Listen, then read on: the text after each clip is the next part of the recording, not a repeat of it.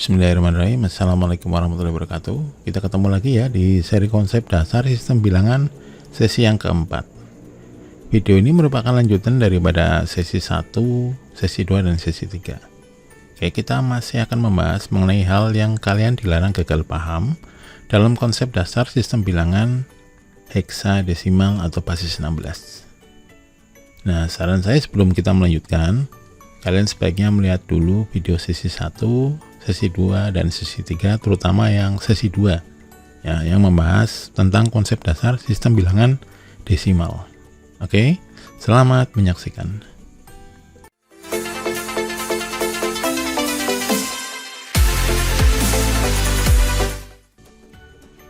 Oke, kita mulai dengan pengantar sistem bilangan heksadesimal. Sistem bilangan heksadesimal itu dikenal juga dengan sistem bilangan basis 16 ya, atau radix 16. Nah, sesuai dengan namanya, maka sistem bilangan heksadesimal ini dilambangkan dengan 16 buah lambang bilangan ya, yaitu dimulai dari 0, 1, 2, 3, 4, 5, 6, 7, 8, 9, A, B, C, D, E, dan F. Kemudian untuk menuliskannya ya, kita bisa menggunakan notasi 16, kemudian H besar atau H kecil, seperti contoh di bawah ini ya. Selanjutnya kita akan belajar mengenai konsep ikatan puluhan, ratusan dalam heksadesimal. Oke, seperti biasa kita gambarkan dulu lingkarannya ya. Kita tuliskan simbol bilangannya, dimulai dari 0, 1, 2, 3, 4, 5, 6, 7, 8, 9, A, B, C, D, E, dan F. F adalah simbol bilangan tertinggi ya, lambang bilangan tertinggi. Maka setelah F dia akan kembali ke 0. Oke, kemudian kita tuliskan dulu digitnya ya, satuan, puluhan, dan ratusan. Dan di sini kita akan menghitung jumlah lidi. Akan kita wakili berapa lidi yang ada. Kemudian di sini sebelah kiri kita akan berhitung dengan sistem bilangan desimal yang kita biasa gunakan. Oke, kita mulai ya. Sekarang kalau tidak ada lidi, maka ini akan dilambangkan dalam desimal itu sebagai 0 ya.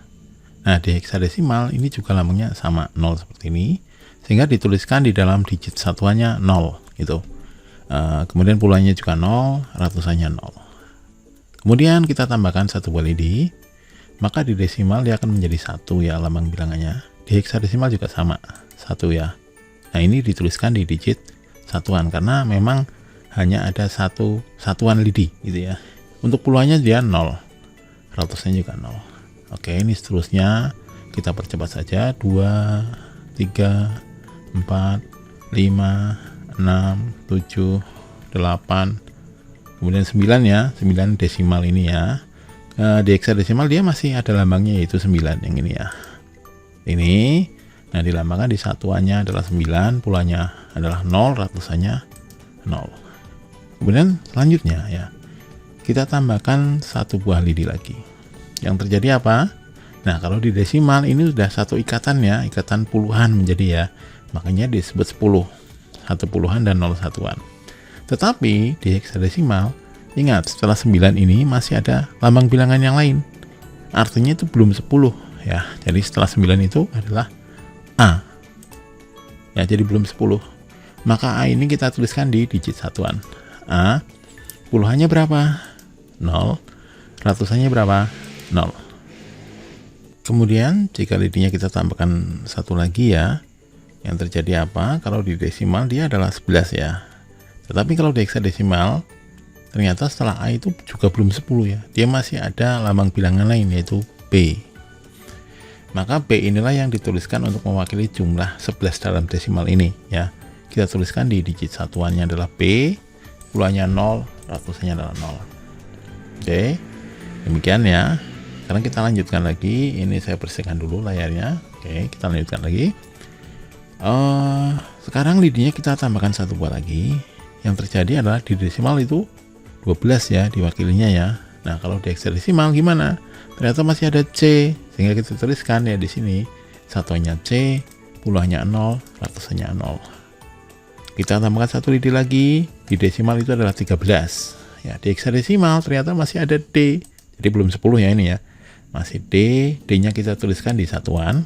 Kemudian puluhannya adalah 0, ratusannya adalah 0. Selanjutnya kita tambahkan 1 lidi lagi. Di desimal ini adalah 14. Nah, di heksadesimal masih ada E ya. Jadi E-nya kita tuliskan di satuan. E puluhannya 0, ratusannya adalah 0. Lanjutkan lagi ya. Tambah 1 lagi. Di desimal ada 15 ya. Kemudian di heksadesimal gimana? Masih ada F.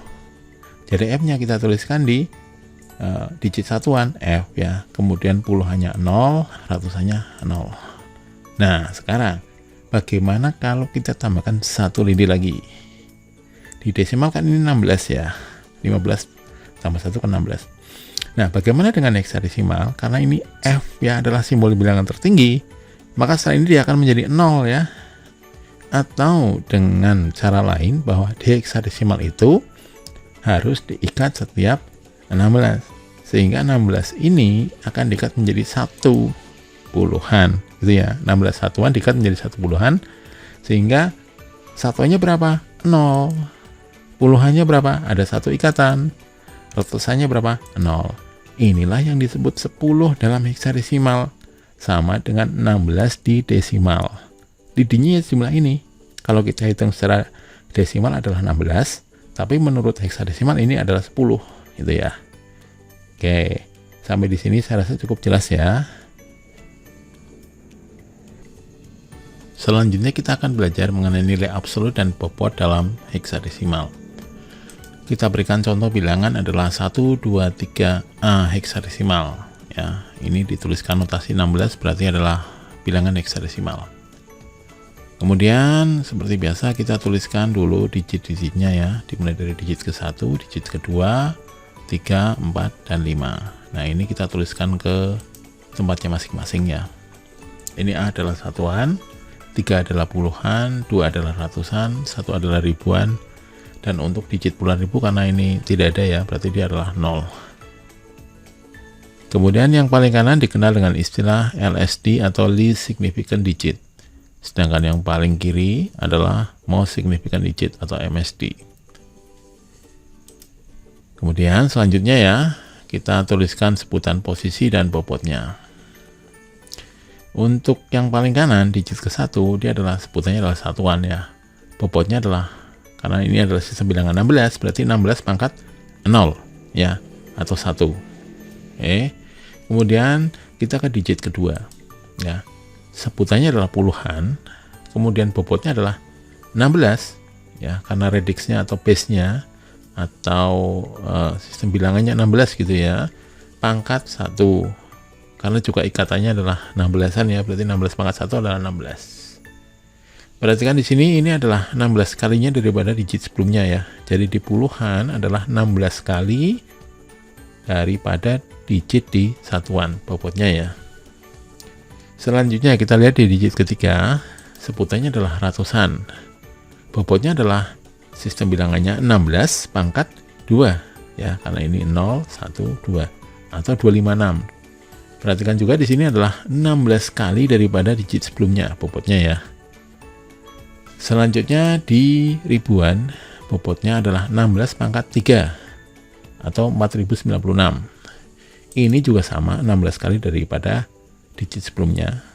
Dan di puluhan ribu ini adalah 16 pangkat 4, 65.536, dan ini juga adalah 16 kalinya daripada digit sebelumnya.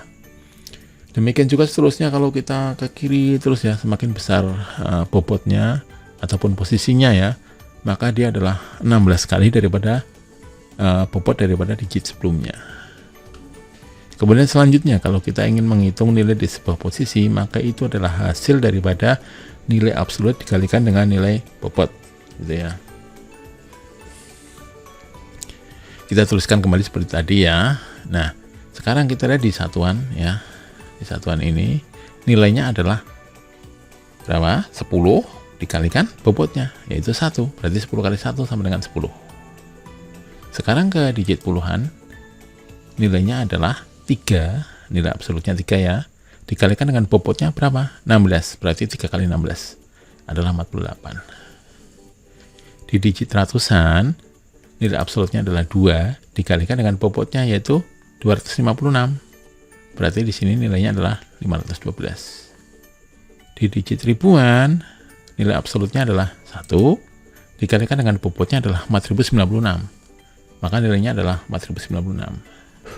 Di digit terakhir, nilai absolutnya 0, kemudian bobotnya adalah 65.536, ya, sehingga nilainya adalah 0 kali 65.536 sama dengan 0 ya.